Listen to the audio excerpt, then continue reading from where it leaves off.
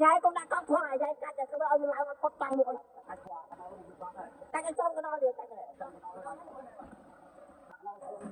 đặt lên mui con cho ta tí cơ mày tao cho nó vừa căng cái sai cho con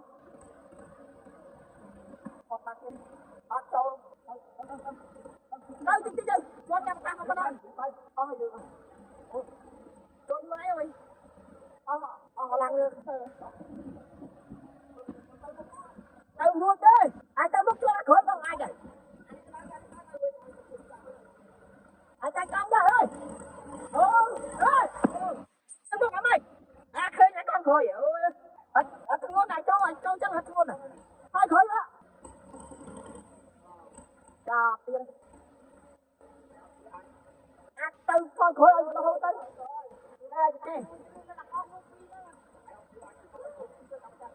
đi chuan cho ông người ta là vợ từ ấp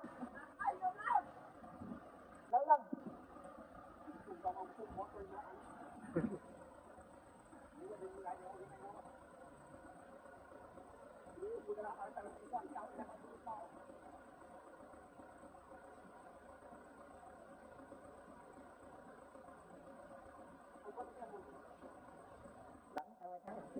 anh có tiền ăn không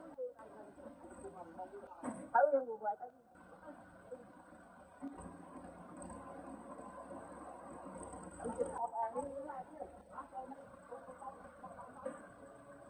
ra hết mưa tới